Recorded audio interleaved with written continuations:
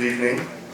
On behalf of the Bengal Club and the Library Subcommittee, I welcome you all to this first session of the Bengal Club Dialogues for this year. It's a privilege to have with us Mr. Karan Thaparin. I think a short introduction will suffice that for many years he has been and continues to be perhaps the most prominent face of independent journalism in the country and an icon. Thank you very much for being with us. Thank you. And in conversation with him is Mr. Krishnan Srinivasan, former Foreign Secretary, of course, but most distinguished and senior member of our club. This is going to be a completely unscripted conversation, and we are particularly grateful to Mr. Srinivasan for stepping in at the last minute at our request, because Mrs. Mondeepa Banerjee had a medical emergency in the family and couldn't be with us today. Thank you very much, sir, for acceding to our request. Over to the speakers. Thank you.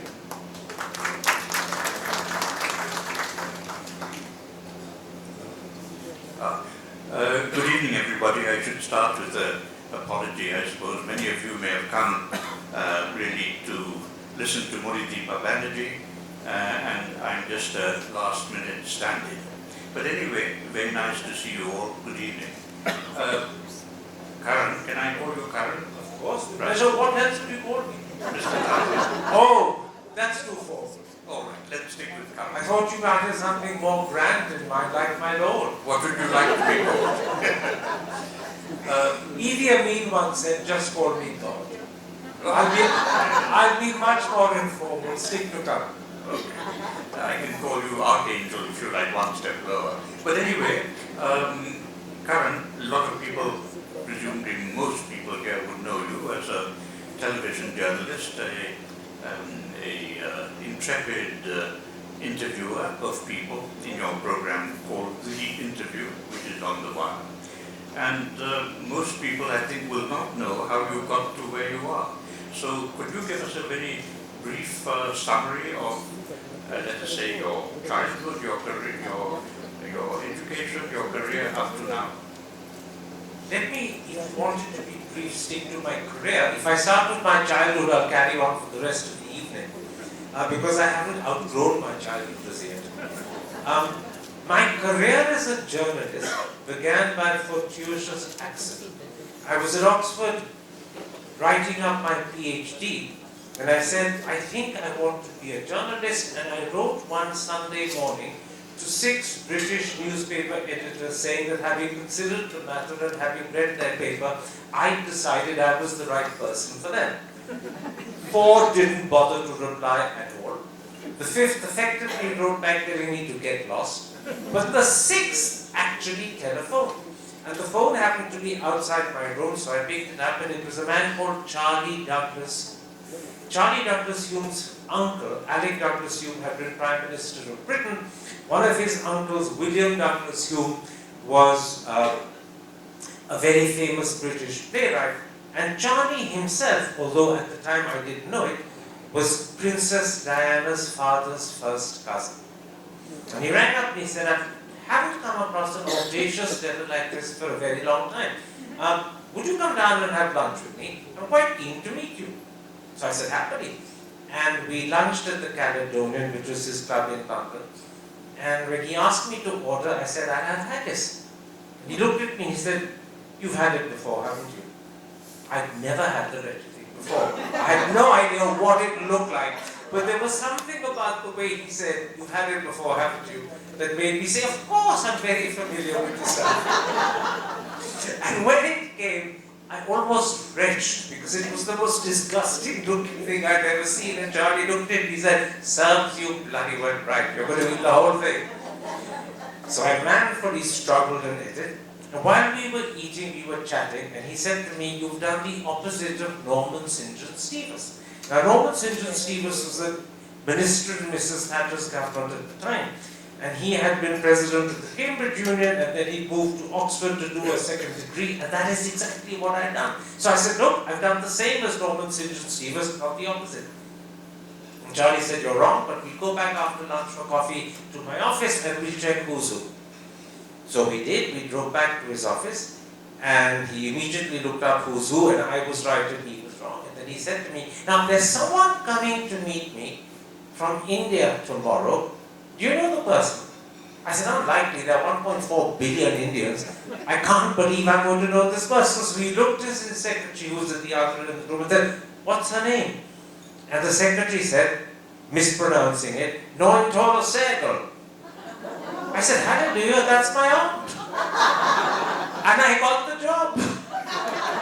So it was a combination of Charlie being proven wrong over Norman St. John Stevens and this incredible accident that the person coming to meet him was my aunt. And in good British tradition, he gave me a job. So that's how my career began.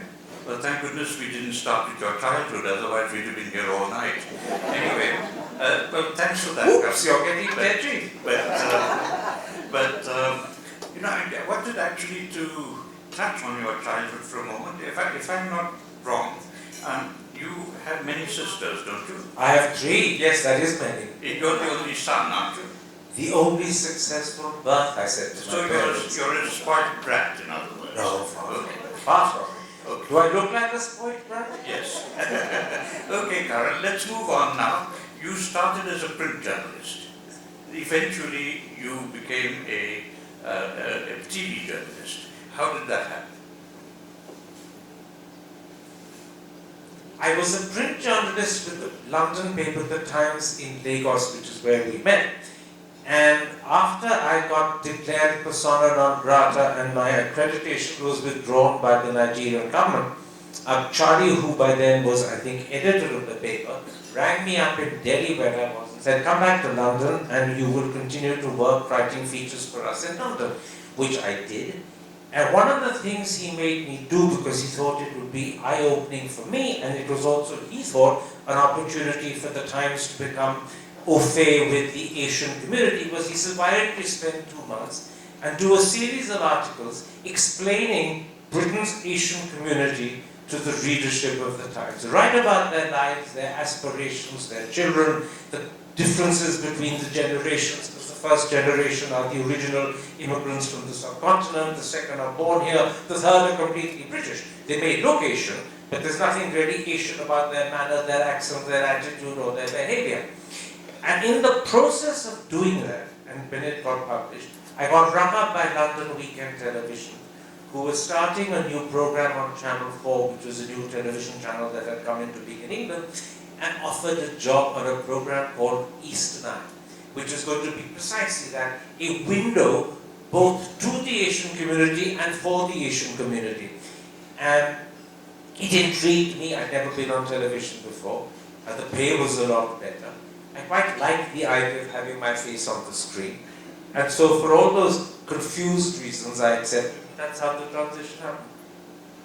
And you said you got expelled from Nigeria. I got expelled. How did that happen?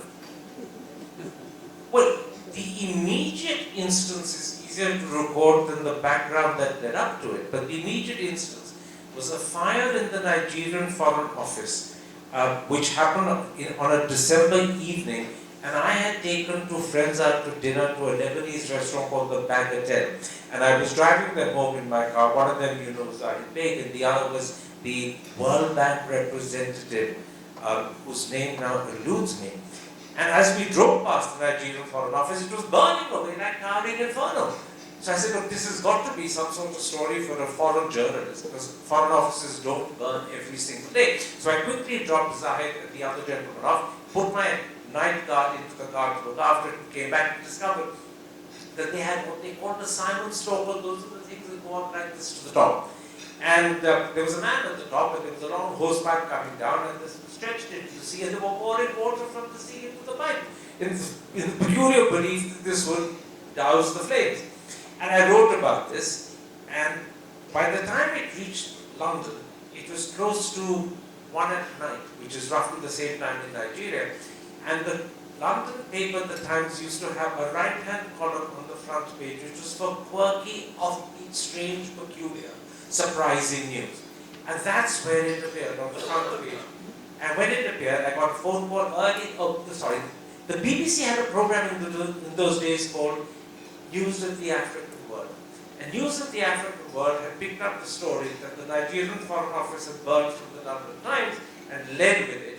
And that's how several people in the Nigerian government found out that their foreign office had virtually burned down. And I got summoned by a man called Charles Ego, who was President Shagari's press advisor, to coffee in the morning. And when I went, he said to me, he says, you know, Karan, we're terribly disappointed with you. So I said, good heavens, Chief Ego, what is the problem? He said, you know, when you came, we thought we'd hit it off. You come from India, you have caste, we have tribe. We thought you'd understand us. And I said, what's gone wrong?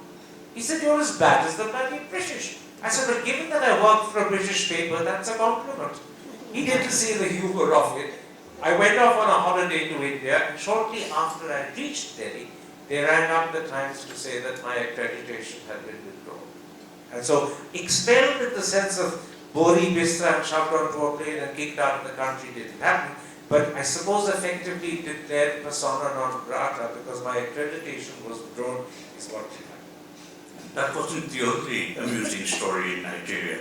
I think there were plenty of others. Mainly, buildings did get burnt down in Nigeria, in Lagos particularly, and a particular target, of course, was the income tax building. So people wanted their income tax records destroyed before anyone caught up with them. But Karan, just going back to your family again, you've got a strong diplomatic service connection because you were in Nigeria, of course. Your father was ambassador in Afghanistan, and you were married to the daughter of a former colleague of mine, Anthony Menezes. What impact did that lady, Nisha, have on your life? Enormous. And given the fact that Nisha died 6 years, 4 months, and 19 days after we got married, and now it's 35 years since Nisha died, that impact has continued all the way through. Nisha was perhaps the first person I knew in love who realized that actually there was a baby in coming, which is why I said my childhood has never ended, it's continued. And I guess I was very lucky in this, she learned to love the adult as much as the child and the baby. From time to time, the baby irritated her, and there were moments when she would lose her temper because she thought the baby was being a brat. But she liked the baby, and she called me Baba as a result. And I suppose the one thing it made me realize about myself is that I'm not a very easy person for most people to get on with. And I can only live with someone like Nisha who loves the adult as much as the irritating, spoiled child. And I've never come across a second person who loved both, which is why I never got married again. And I think that self-realization about myself is something that I got from Nisha. It's very touching. We left your career at the London Weekend Television, didn't we? Did. So let's jump a little bit and let me ask you, how did you get to India from there?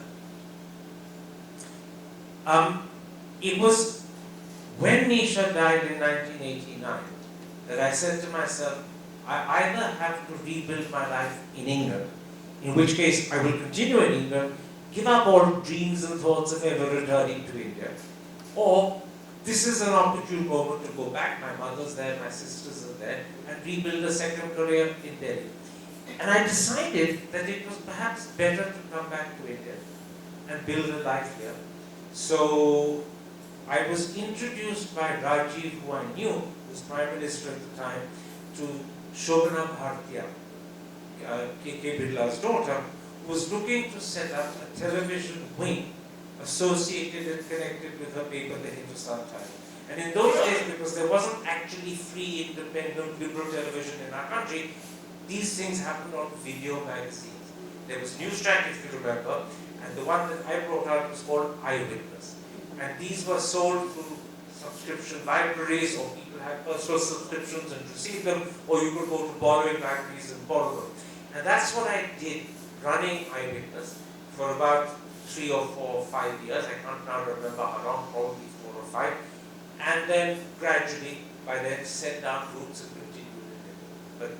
But journalist who feels raw. And therefore, if Rauf is in touch with me and worse still is discussing his country's politics with me, this means that Rauf is a terrible man. That's how the story happens. Well, if you want to join the raw, there are plenty of people here who will give you an introduction.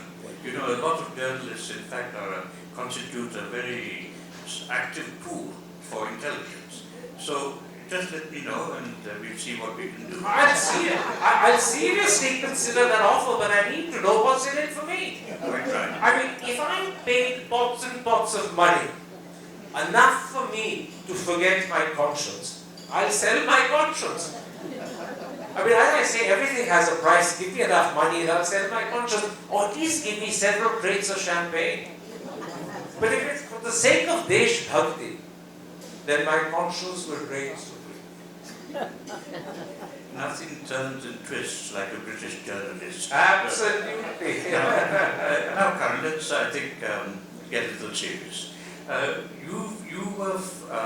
You've written many books, quite apart from your weekly column, and you wrote a memoir a little bit early in life for a memoir, but anyway, you wrote a memoir called Devil's Advocate. Is that right? That's right. And in that book, you relate several interesting stories. I think you relate a story about your interview with Obama, don't you? And could you tell us a little about that? Because it wasn't exactly what you'd expected. It was almost the opposite of what I expected, and it was extremely disillusioning to give you the conclusion before I begin the story. Shobna Bhartiya holds something called the Hindustan Times Conclave every year, and she invites the good and great from all over the world. Obama had ceased to be president in January 2017, and she had invited him in December 2017 as one of the star guests at the conclave. And she rang me up and she said, Obama's coming, will you moderate that session? So I said, I'd love to. It would give me a chance to meet someone that I admired, respected, and was very keen to get to know and meet. Now, 3 weeks before Obama appeared, his office contacted Shobna to say, we'd like the questions. Which I thought was a very strange request from an American president, the presiding deity of the world's most important democracy. He ought to be perfectly used to being questioned without knowing in advance what he's being asked. But anyway, Shobna got in touch and said, send them the questions. I don't want them to have an excuse to refuse. So I drafted 16 questions and sent them. And I said to myself, of the 16, maybe 6 are the genuine ones I want to ask. The others are just flannel to make them think that I've actually gone through the exercise. A week later, we got a message back from Obama's office to say questions, and I'm saying this from memory, 1, 3, 7, and 9 can't be asked. 1, 3, 7, and 9, I decided were questions that I was absolutely determined to ask. I mean, they weren't originally questions I was hot keen on, but once I was told you can't ask them, I was determined I will. So I said to Shobna, I said, look, because I knew her quite well, I said, say to them whatever you want. I am not replying to the letter, but I guarantee to you that those are the questions, amongst others, that I would ask. And I did because I thought they were such obvious questions that he should have expected. If I recall from memory, I'll give you 3 of those examples. One was, America continually says that India and America are natural allies, strategic partners, and we're very close.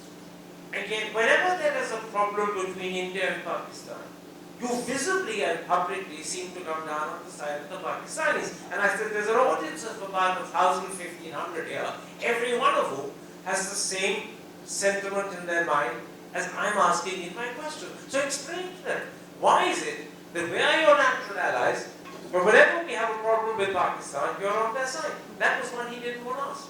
And I couldn't understand why it was so, I thought, important for the audience.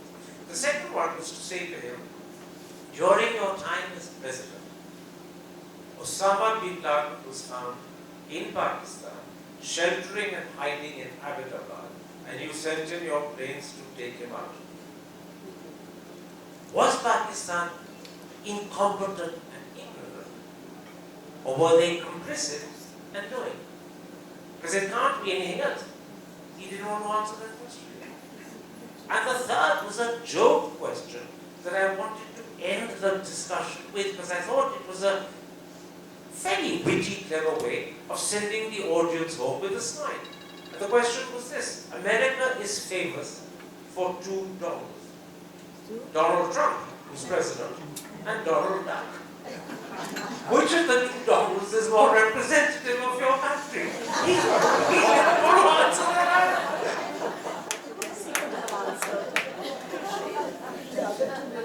Among the politicians that you've interviewed, which was the most significant interview, in your view, of a foreign politician?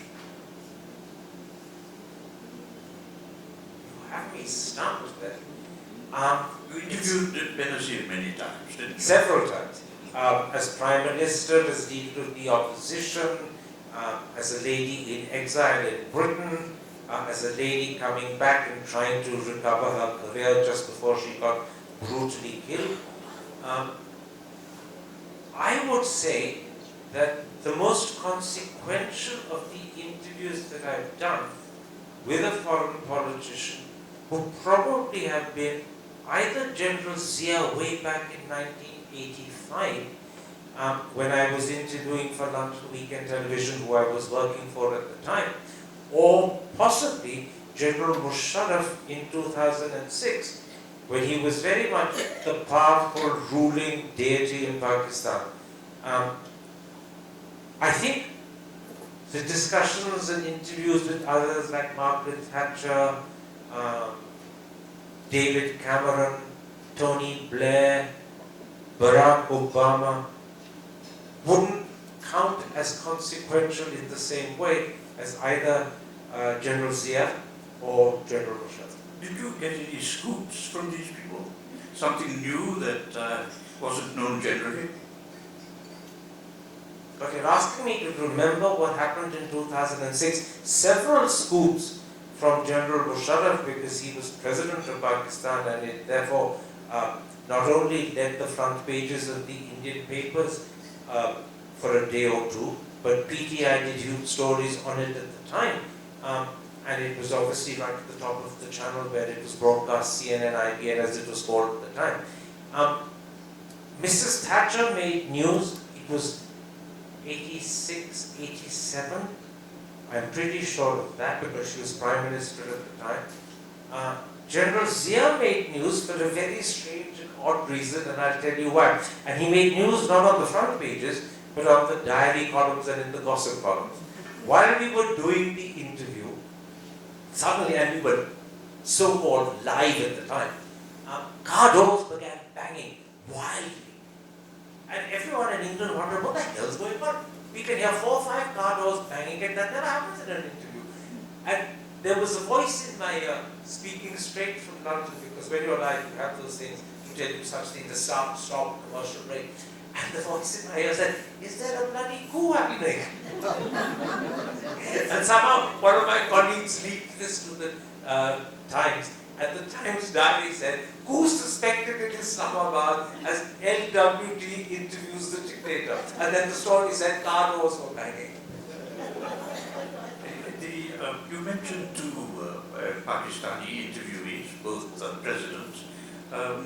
Did Musharraf tell you anything about the back channel discussions that were going on between India and Pakistan to settle Kashmir? If I recall correctly, those back channel discussions were at their deepest and most intense in the second half of 2006 and right through 2007, and then towards 2008 when Musharraf ran into problem with the Chief Justice in his country and the lawyers movement began against him, they sort of lost momentum. My interview with Musharraf was 6th, 7th January 2006. So the back channel discussions were known of, but they weren't making any great headway, or they weren't thought. So back channel discussions didn't come up. We talked at great length, however, about ideas and possibilities that he could pursue to sort out the problem. It was 2 half-hour interviews that we did with him, showed on consecutive days. Part 1 was entirely about his rule and authority and his dictatorship in Pakistan. Part 2 was entirely about Indo-Pakistan relations. Well, the Pakistanis accusing you of being an Indian agent and working against Pakistan will, of course, add tremendously to your reputation in India. But what do you... Except for the fact that our Prime Minister's likely to believe it. That might not do you any harm either. But what do you think, on a serious note, what do you think the relations between India and Pakistan should be, and how does one break the deadlock? Because you, I think, and Mani Shankaraya are very strong proponents for reaching out to Pakistan, particularly the people in Pakistan, as opposed to the government and the army. And secondly, I think that Mr. Jaishankar, of course, recently has said that there cannot be a continuous dialogue or uninterrupted dialogue or something of that kind. I wasn't aware that there was a dialogue at all, let alone uninterrupted. So there seems to be a lot of wishful thinking and false information. How would you see a way forward? You should be answering that question instead of me.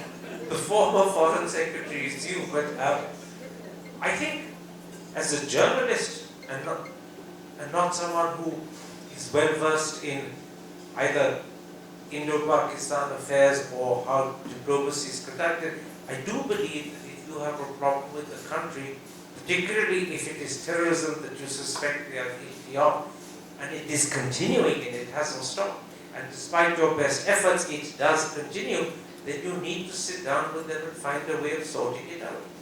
Particularly when there are such strong roots of cultural affinity that bind the countries together. I imagine that is equally true of people of Bengal and Bangladesh. The language is the same, the food is the same, the swear words are bound to be the same, the way you live your lives and the way you dress and the way you think is the same. That's also true of our Punjab and their Punjab. And their Punjab is virtually 2/3 of their country. But remember, our Punjab once upon a time extended to Kaba Haryana till 1969. So I count Haryana as part of our Punjab. And the affinities are enormous. And that is why it is really only politics that divides us. And surely we have the capacity to sit down and talk. I know terror is a major problem. And I know we can't be weak in handling and responding to terror. But the belief that somehow we have sorted out and ended Pakistan terror because Article 370 has been removed from our constitution is untrue. It's happening as we talk in Jammu virtually every second day. And it's not happening in the valley, it's happening in Jammu, which is now, it wasn't necessarily so before partition, but now a Hindu majority part of the country. So even what we believe is resolving the problem on terms that are more acceptable to us is not delivering the goods. We need to talk to them. And we need to be seen by the rest of the world sorting out our problems in our neighborhood if we are going to be recognized by the rest of the world as a substantial country of international importance. You cannot presume to be deserving of a place on the high table if you're constantly nailed down to South Asia by your smaller neighbors and the problems you have. Yes, you were kind enough to suggest that I could make a comment on the same question that I asked. I just repeat that old adage that there's really little point in talking to your friends. It's important that you talk to your enemies, because that's the only way that you can settle matters. Coming back to the interviews that you've done, who would be the most difficult Indian politician that you've interviewed, and why? I'll answer that with one small deviation. I'll answer it and tell you the answer to the question, who is the most difficult person I've interviewed? By which I mean the most difficult to interview. Not that he was a difficult person, he's probably a very charming and likable human being, but the interview was almost impossible to handle, and this was, I leave you to guess his name, he's probably India's best known film music writer. He had just done Rosa at the time. Correct? And he had just that evening been awarded the Padma Shri. And he came straight from Rashtrapati Bhavan to Jamia Millia, where we had a studio, to do this interview for a BBC program called Face to Face. And there we were simply reveling in the stardom or the celebrity status of our guests, getting them to tell us stories about their lives and anecdotes. So I asked him the first question, and he was tongue-tied with nervousness and shyness. So I asked the first question, he said, He took me aback, I didn't think there was nothing more coming. So I asked the second question, he said, So I asked the third, and he said, So I said, what's the difference between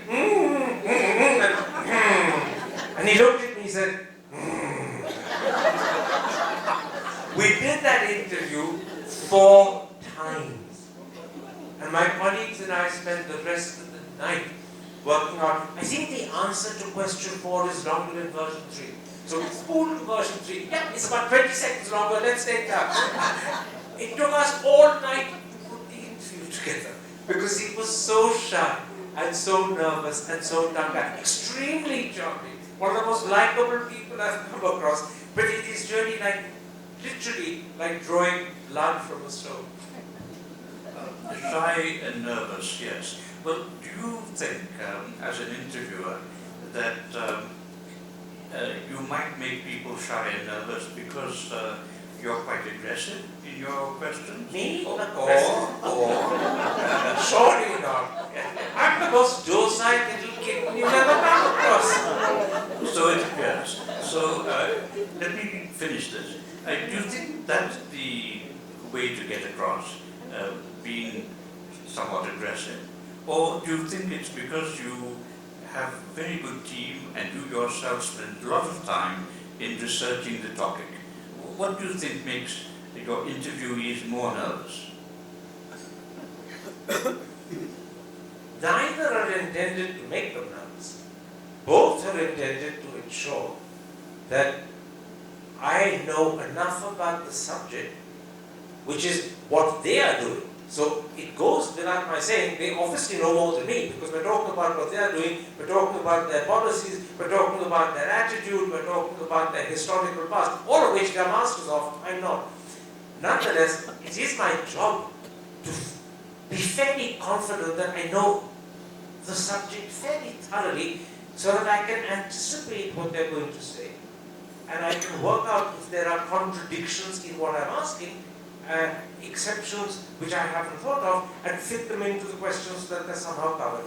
So that's the first reason why I like to be well researched. The second is a different reason, but equally important. When you ask a question, particularly of a politician who's reluctant to answer or prone to be evasive, you're asking the question because the audience are interested in the answer. In a sense, you're asking on behalf of them because they can't ask the question, they are not there. Therefore, you owe it to your audience that you actually get an answer. If you ask and fail to get an answer, and he evades, and you let him get away with it, the audience have wasted their time. It is a discourtesy to the audience that you haven't pursued the matter, because they are doing you the courtesy of listening. They deserve an answer, because otherwise why are you watching? Which is why you need to be firm, you need to be assertive. I'm not sure whether aggressive is a good quality. If I come across aggressive, which I'm sure I do, that is an error and a lapse on my part.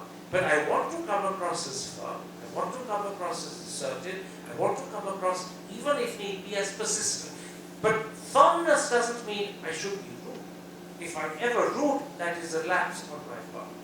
And if I am aggressive in the sense of being quarrelsome, aggressive in the sense of being unsympathetic, then you're going to lose the audience.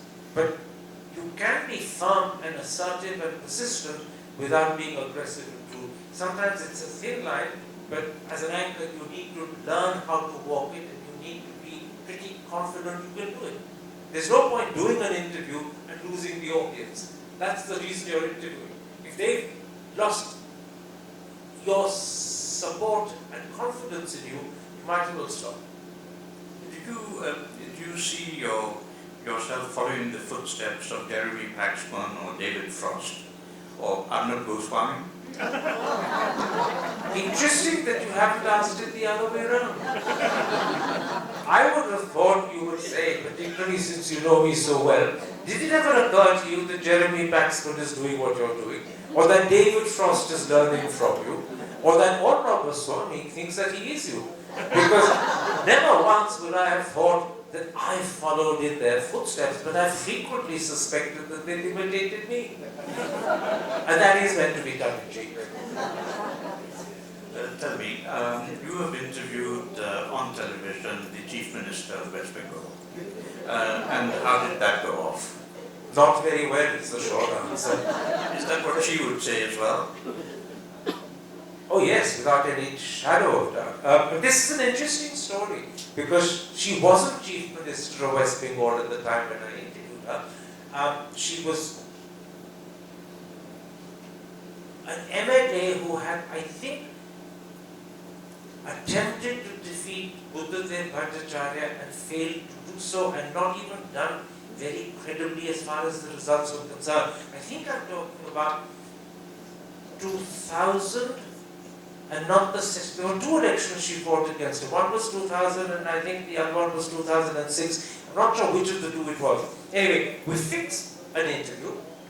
Dinesh Trivedi, who was still with her, and one of her confidants and senior MPs at the time, had arranged it. The date had been fixed. It was for a BBC program called Hard Talk India, and the arrangement was that my colleague, a young man called Vishal Pant, would arrive to pick her up in Parliament, bring her to Jamia Millia, and then obviously escort her back. And the time fixed was, I think, roughly 10 or 10:30 in the morning. She was standing in Central Hall talking to 2-3 people. She saw Vishal and she said, "I'll be with you in a moment's time." So Vishal stepped back 2 steps and waited for her to finish her conversation. 2 minutes later, she said, "I'll be back," and she dashed off. And no one knew where she went. And Vishal went around Parliament searching for her, spent another 45 minutes or an hour, but she just literally done her runner. She disappeared. And the whole day went by with colleagues of mine in different cars chasing she wasn't Chief Minister at the time, Miss Banerjee as she was, but couldn't find her. And eventually we got in touch with Dinesh to say she's done her runner. And 3-4 hours have passed, we don't even know where she is. And eventually, he said to us around 6 in the evening, "She's dining at my place, why don't Vishal and you come at 9 or 9:30 at night, dinner will be over, I'm sure we can persuade her to do it." Remember, at that stage, the crew at the studio had been up and running from roughly 9 in the morning, expecting her at 10:30. She eventually, after dinner with Vishal, came at 11 at night. And as the interview happened, she clearly didn't like the questions, and I don't remember what they were. Although if anyone's interested, by the way, they're in my book. She did the entire interview looking away. She didn't look at me. I was sitting there. She looked there. She looked stern. She looked gruff. She looked sulky. She muttered rather than answered. But she spent all 24 minutes of the duration of the interview with me. And the second I ended, she got up and left. And Mr. Modi? Mr. Modi lasted for the grand sum total of 2 minutes and 40 seconds. He didn't like the interview, but if you've got 3 minutes, I'll tell you, I think, why he didn't like it and why I asked the question that he objected to. The first question was, Rajiv Gandhi Foundation and India Today magazine consider you the best chief minister in the country. But you're 6 weeks away from your second election, and 140 million Muslims look upon you as a mass murderer. Do you have an image problem?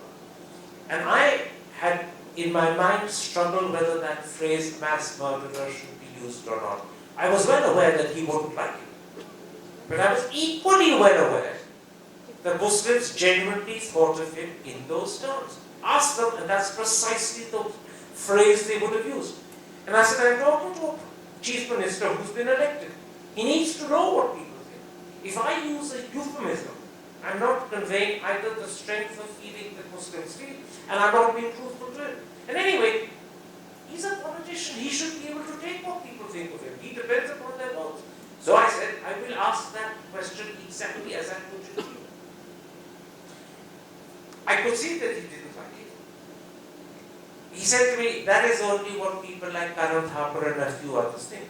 So I said, forgive me, Chief Minister, but the Chief Justice of India has called you a modern-day Nero who deliberately looks the other way as innocent children and helpless women are burned to death. He said, find that in writing and I'll answer it. I said, it's not in writing, it was a comment made in open court, picked up by every single paper in the country. Does it not worry you? Just because it's not in writing doesn't mean it's any the less a criticism of you. At which point, roughly 2 minutes and 30 seconds passed, and he said, I need some water. So I said to him, Aapke bagal mein hai. And he picked up the glass, took a sip, took off his mic and said, Dosti bani rahe. And left. So 2 minutes and 30 seconds is the privilege. However, I spent the next 1 hour with him because I wanted to try and persuade him to do the interview. It seemed worthless to have flown all the way to Gujarat and flown back with just 2 minutes and 30 seconds. And I said to him 2 things. A, if it offended you that this question was asked at the start, I'm happy to ask it in the middle or at the end. Ask it, I will. And ask it, I will exactly as I've done. But it doesn't have to be at the start. The reason it was put at the beginning is because I know that you would have expected it to be asked too. Maybe in different language, but that question would have been anticipated by you. And I asked it at the beginning because I said, let's not leave it like a sort of Damocles hanging over the interview, creating tension all the way through. Start with it, get it over with, and then move to other things. And I can rearrange the order. And the second thing I said to him was, if you leave me with just 2.5 minutes, I can guarantee to you that CNN IB and the channel will run that as a news story the next day. Because chief ministers don't walk out of interviews every day. And that means it will appear on the channel 18 or 19 times tomorrow. You do the interview, it will appear once, it will be repeated once and forgotten about. But neither of those arguments convinced him. Instead, he spent an hour giving me tea, chocolates, mithai. He was extremely hospitable. It's beyond doubt that he was very generous in his hospitality. Afterwards, he said to Prashant Kishore, who told me that I kept Karan for a whole hour because I wanted him to leave believing that there was no antipathy, that there was no anger on my side. Yes, but I don't think you've interviewed many. But let me finish. But, he said, this is the ominous You're not used to being interrupted. No, absolutely not. Particularly when I'm coming to what I believe is the most important point of the story. It's taken a long time. But he said to me, well, I apologize to the audience. He said to Prashant, I will get my revenge. That takes me to my question. Is that because, is that why you find it difficult to interview BJP politicians? No. I interviewed BJP politicians for 12 years after that interview ended. It was in 2007. I interviewed practically every single BJP politician of any note, from the man who became Vice President Venkaiah Naidu, down to Jay Shankar, down to Nirmala Sitharaman, Prakash Javadekar, Piyush Goyal, you name them, I've interviewed all of them. It's after 2017, which is 12 years after this interview happened, that they decided to boycott me. Now I can't interview them, not because I find it difficult, but because they won't agree. You can't interview someone who says no. And tell us about Kapil Dev. Are you interested in sports? Not. Why did he try? Oh, not because but possibly because of the question. But I think it was deeper than that. I interviewed him for a BBC program called, again, Hard Talk India, roughly a week after a huge scandal happened where he was accused of having accepted 25 lakhs from a man called Manoj Prabhakar to throw a cricket match at the time. And that was the reason I interviewed him, and he readily agreed. And for the first 10 minutes of the interview, he was dry-eyed and perfectly calm and in control of his emotions. At one point, I think I said to him, does it worry you that one day people will say, Kapil Dev, the man who won India the World Cup, Kapil Dev, the highest wicket taker in cricket, which he was at the time. And now they add, Kapil Dev took 25 lakhs to throw a match. And he put his head back and burst into tears. And they flowed down his eyes, and his nose began to run, his voice began to break. And he continued crying for the next 16 minutes of that interview. But it was an interview that he asked for. It was an interview that he wanted to do to clear the air about the allegation raised. I don't think, as some people said afterwards, that he was crying and this was a sign of guilt. I think his tears were a sign of the anguish he was going through. And I think it hit home to him when it was pointed out that he might be remembered not just as the captain who won the World Cup, or the highest wicket taker, but as the man who took 25 lakhs from an oath. We must be coming to the end of this discussion now. What do you think? Carry on. You've got a formidable memory, I must say. But tell us about Jayalalitha. Your experience with the female interviewees don't seem to have gone off too well. Who was the other female? Do you remember the, well, Mamta Banerjee? Ah, yes. Very similar women too. The interview with Jayalalitha, again, was for the BBC program Hard Rock India, and it happened in Fort St. George. And when we arrived, the temperature in the room was 15 degrees and it was freezing. And even though I had the suit on, my teeth were chattering. So the first thing I did was to walk up to the thermostat and increase the temperature. And our chief secretary came running and said, you can't do that, you can't do that. I don't like the temperature at 15 degrees. I said, but I don't like the temperature at 15 degrees and I'm sitting opposite the table. And my teeth will be chattering. And they can't chatter if I'm going to interview. So I shoved the temperature at 20. Secondly, I noticed there was a huge flower decoration on the table, which meant that her view would have been obstructed by the flowers. And since I need to look at the person I'm talking to, I removed the flowers and I put them aside. And then the chief secretary came back and he said, I don't like the flowers. I said, I can't look at Madam's face. And I'd rather see Madam than flowers. At which point, Madam sailed into the room. And the chief secretary ran to Madam to complain. And I came up to Madam and I said, Madam, I'd much rather look at a real beauty than beautiful flowers. And I knew that was absolutely wingful, gross flattery. But she smiled and she said, she said, of course, the flowers were done away with. And then I realized why the flowers were there, because she'd come with 6 script sheets. And the 6 script sheets were spread out. This huge flower decoration would have obstructed their view from me, and I wouldn't have known, but these script sheets were there. And from time to time, as I asked a question, she was looking up the script sheet to find appropriate things to say. So it was so obvious. And I said, the audience didn't realize what she's doing. So at some point I said, what are those papers in front of you? You seem to be reading answers. And she said, but you've got questions in front of you, you're reading them. I said, it's quite conventional for an anchor to have questions. It's not at all conventional for you to have prepared answers. How do you know what questions I'm asking and why are those questions there? Anyway, we carried on in this way. One of the questions was to say to her, why do your ministers prostrate themselves in front of you? She said, because they choose to. I said, but do you require them to? Why don't you tell them to stop? And the other thing was, I said, I noticed that you added a second A to your name. Are you superstitious? She said, so what if I am? I said, but you come from the Dravidian movement, and the Dravidian movement doesn't believe in superstition. They don't believe in religion. This is very strange.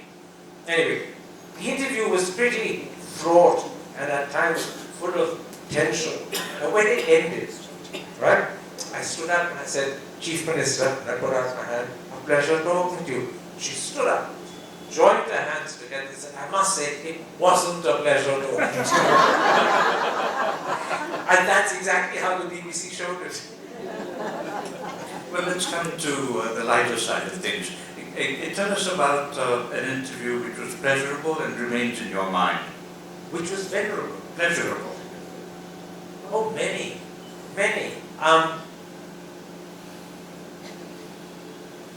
I think the one that remains in my mind was with someone who made her name in this city. And I think she's fairly well known, Usha Uttam. Right?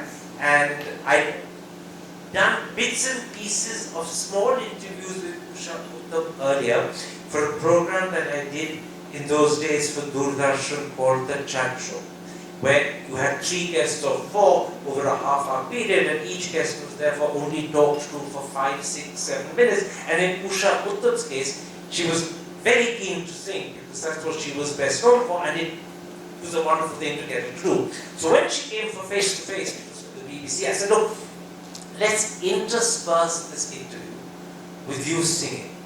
I'll ask you questions, obviously, but as often as you can, instead of giving me verbal answers, burst into song as an illustration of whatever it was. And she understood at once what I wanted, and she did it repeatedly. And the brilliant thing she did was that she took a particular line of a Hindi song, which I can't remember what it was, and she said, it's how you sing that makes it become, and she said, I'll sing it as jazz, I'll sing it as the blues, I'll sing it as X, I'll sing it as Y. And it was mesmerizing. It was the same 4 sentences that she converted into different songs, right?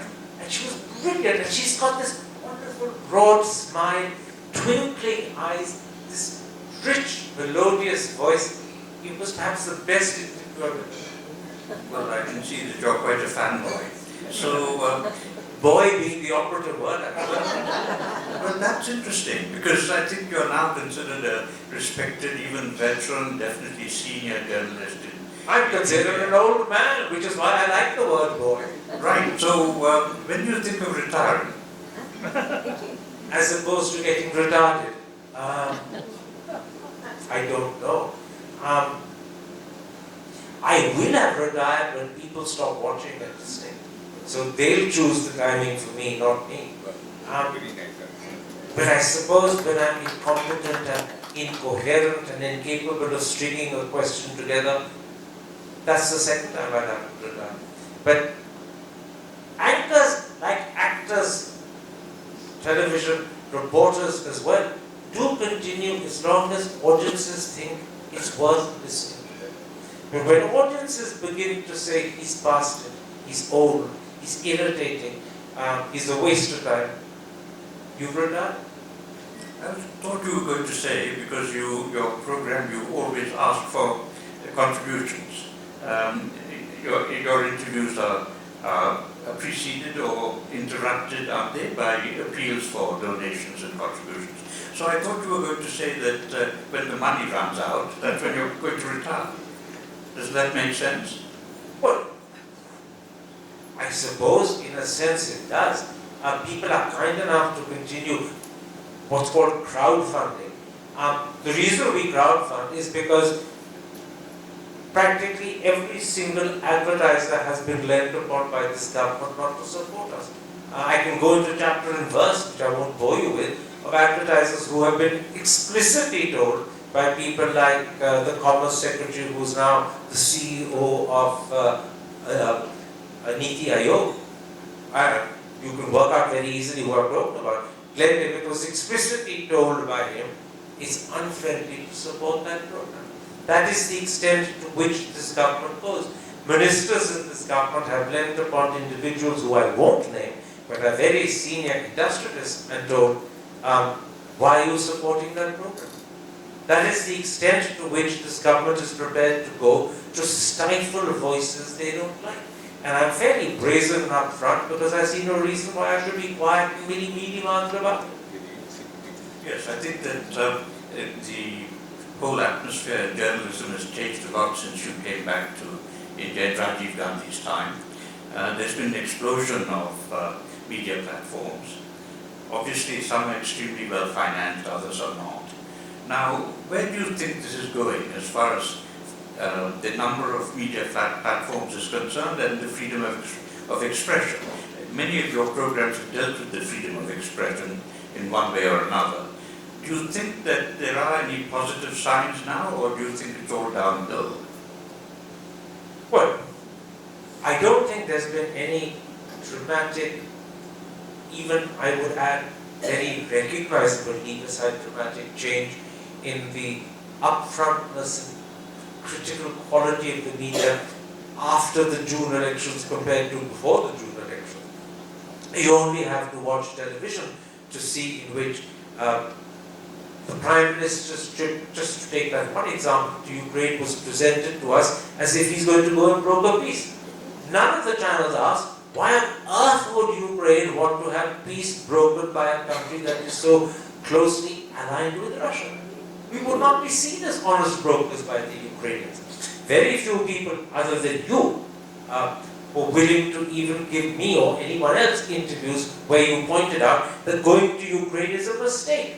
We will be seen as subservient. We will be seen as toying an American mind. It will undermine our strategic autonomy. And the fact that we like to do things the way we want now will be seen as if we're doing what the Americans have asked us to do.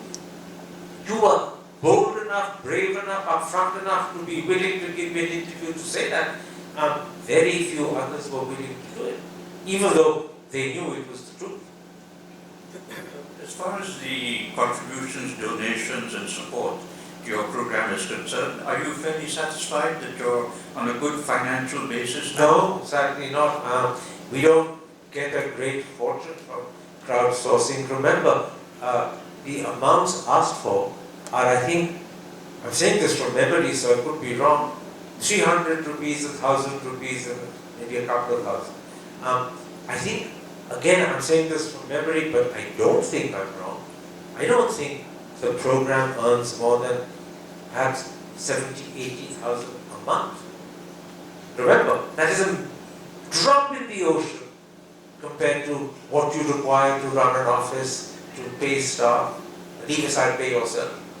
So we survive on the fact that in earlier years as a company, we earned good money which was invested. When that good money runs out, we'll stop. So yes, there will be a point which will be reached long before, I hope, the audiences lose interest in us, which is when our savings run out. And at that point, we'll stop. Well, thank you very much. I think that's been extremely interesting and very candid. And if you permit me, I'd like to ask the audience now to pose a few questions. With pleasure. Thank you. Just like you asked about Arnab Goswami, may I ask you what is your comment about Dhruv Rathi's type of journalism? I'm a great admirer of Dhruv Rathi. I'm a great admirer of Dhruv Rathi. I cannot think of any other person, either in formal journalism or on social media, who has been able to obtain 25 million viewers for one single program. That's a huge number. I'm talking about the 2 episodes he did on is India a dictatorship, or do we have a dictator, or do we like dictator? The 2 together crossed 50 million. I think they got to 51, 52. So I'm a great admirer of the man, of the work he does, of the fearlessness with which he speaks. I don't know what sort of answer you were hoping for or looking for, but let me tell you, I'm a great admirer of Dhruv. And therefore, if there were more like him, particularly on the formal TV screen, the better our journalism would be. But remember, one reason why journalism is so poor on the TV screen is because owners are kowtowing to the government. A lot of journalists do themselves also want to be on the right side and not offend the government. So I'm not absolving those journalists of the fact that they come across as toadies. But in every instance, there is also an owner and a proprietor who is determined to protect his industry or his company by staying on the right side of the road. Of course, some of them may be true believers. Undoubtedly. So even worse for them. Now's your chance to interrogate Mr. Thapar. You wait for the mic, please. Ratna, my dear, you would perhaps remember, perhaps not. But I want to hear about your good, bad, ugly, whatever experience with Bollywood. We haven't heard you speak on any of them. I've done a few Bollywood interviews. Shah Rukh a couple of times, Sanjay Dutt a couple of times, Shabana Azmi once, maybe twice, Javed Akhtar 3-4 times. But the famous one was Amitabh Bachchan. I think that might be what you had in mind from the smile on your face and the twinkle in your eyes. I can tell it was. It was done for Eyewitness, a video magazine, because television had not opened up to independent proprietors at the time, and it would have happened to mark his 50th birthday, which means it was roughly 31 or 32 years ago. And during one of the commercial breaks, one of the tape breaks, there were no commercial breaks, we were changing tapes in those days, he told me the story of an interview that he'd seen with Shirley MacLaine's brother, who's also a fairly well-known director, and his name escapes me. Anyway, Shirley MacLaine's brother was being interviewed and was asked on air about his affairs and about the illegitimate children he had allegedly had. And Amitabh said he liked this because this was precisely what the audience wanted to hear, and he was so glad this guy was being asked those questions. And I said to myself, am I being given a message? During the process of changing tapes, he knows the interview's not over, we're going to continue. Is he asking me to take a leaf out of that story? So when the tapes were changed and we started, I said to him, you've just told me the story about X and how you liked the fact that he was questioned about the mistresses of women in his life and his illegitimate children. So let me ask you about yours. Have you ever had an affair with a woman? And Jaya was sitting beside him on the chair, part of the frame. And he said, no. So I said, I wasn't very well versed. I certainly wasn't researched. I didn't know who the women that he'd had affairs with. So I could think of Rekha, and I could think of Praveen and Babi, and I named both of them. And he said, no to both. So I looked at Jaya and I said, do you believe him? And she said, I always believe my husband. And we continued for another 5-10 minutes, and we changed subjects, we talked about other things, and when the interview was over, he absolutely insisted that the crew and I stayed for lunch. By which time I felt distinctly awkward because I knew that this had created a bit of a frisson. But he was determined we should stay, so we did. And when lunch was being served, his wife offered him either rice or a chapati. And he angrily said to her, you know, I don't like this, I only like the other one. Why are you giving this? She said, oh, they're just bringing it, but I thought you might like this for a start. No, I don't like it. And he was losing his temper and his food. And it was so clear to my colleagues and me that the anger that was subtly ventilating was not at poor Jaya, but was at me, but he couldn't say anything to me. And so he was getting more and more angry. I wrote about all of that in my book as well, but I think that's what you have in mind when you ask about Bollywood. That reminds me of, for no reason at all, I'm provoked to ask you about you and Benazir Bhutto.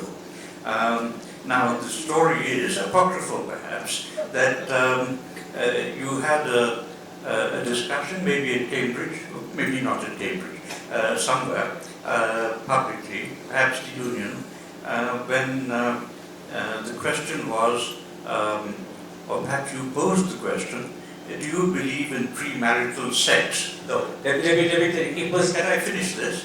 But you got the question wrong. Then you can correct me. And she answered, yes I do, except not with you.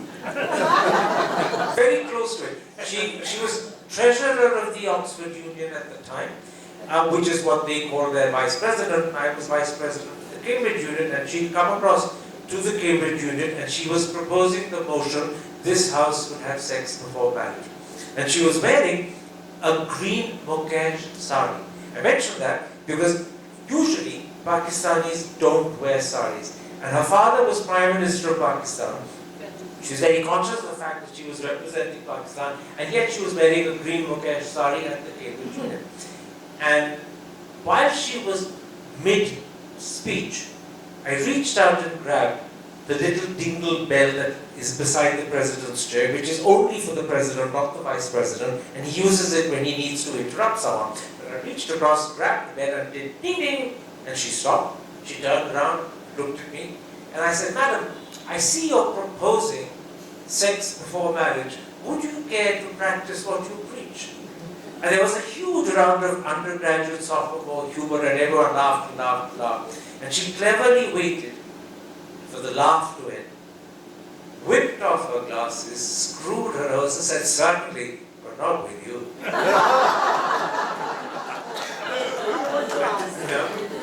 Yes, okay, yes, yes. Okay, so you were trending as the most famous. Please use the mic because there are people behind you also. You have been trending as the most famous journalist since April, perhaps, who makes the difficult interviewees drink water.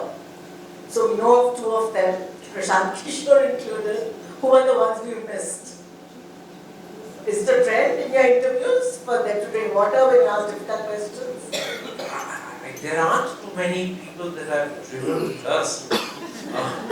Mr. Modi made it an excuse, and Sean, I think, just made a mistake and didn't realize that if he reached out for a glass of water while we were quarreling, it would get represented on WhatsApp the way you're saying. But normally, there is a glass of water there, and very, very few of my... I mean, people do from time to time take a sip, but not in the context that you're So suggesting. every commentator on YouTube, every time someone brings water in Parliament, they go back to you.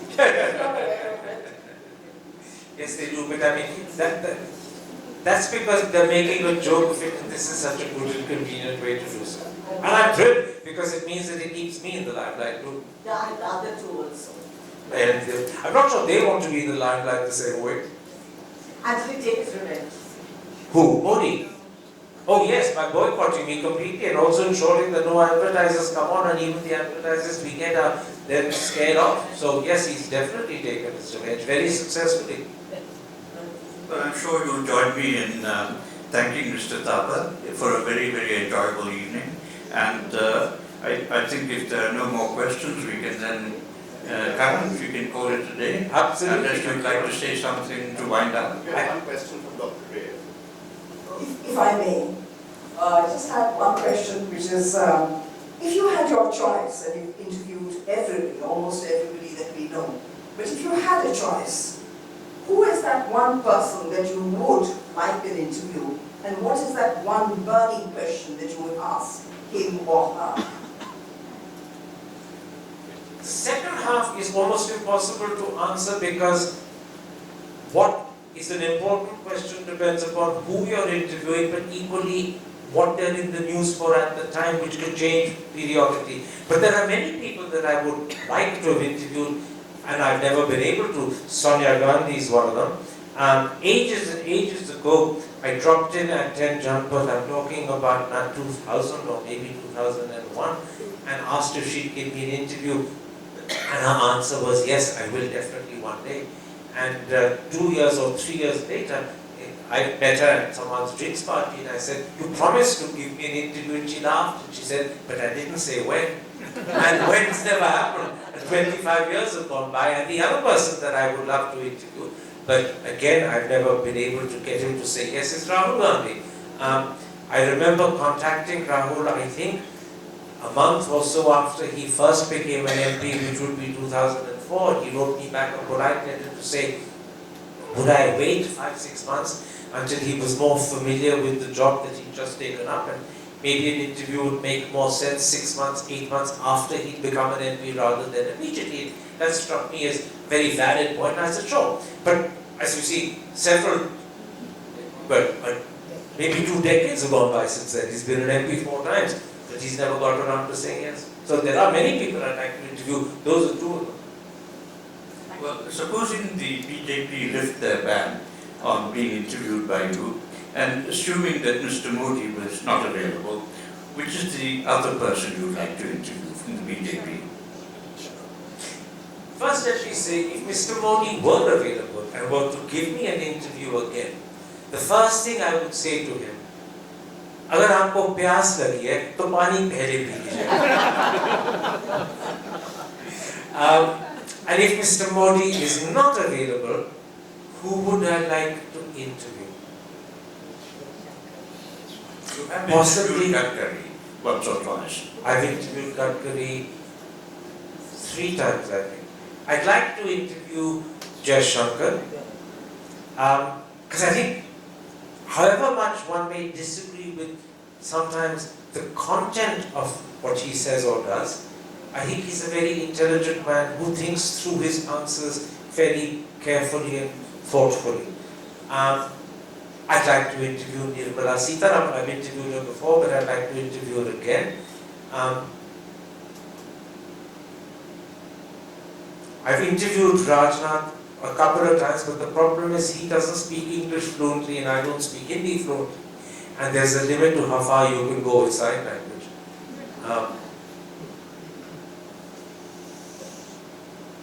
not sure how many other people I would really want to interview as the first choice. But certainly Nirmala and Jai Shankar. Possibly Gadkari, because I know that Gadkari has views and opinions that are different from those of the Prime Minister and finds artful ways of expressing them without being open about them, and it's always a challenge to get him to say it more forthcomingly. So yes, he'd be challenging and fun to interview. Well, thank you very much. I've already stated my conclusion, and thank you very much. And on behalf of everybody here, I'm sure they would like to thank you also and give you a round of applause. Thank you. Thank you. It was a pleasure to be in your lovely city and a joy to be invited here, and I'm deeply grateful for the fact that you made time to come and listen to me. Thank you very much indeed.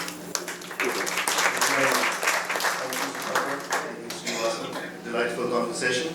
I request Mrs. Anuradha Roy, please. I had spoken to Shumita before. Hand over small tokens of appreciation on behalf of the club. First, Mr. Thapar.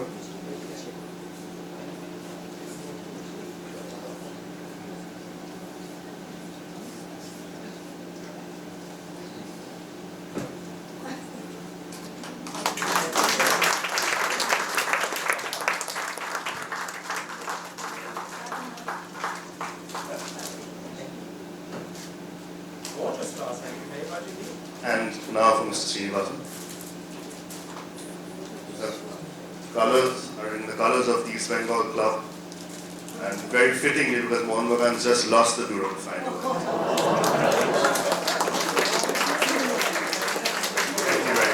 Thank you very much. Thank you. And we thank the Telegraph and Mrs. Malavika Banerjee for making this program possible. Thank you.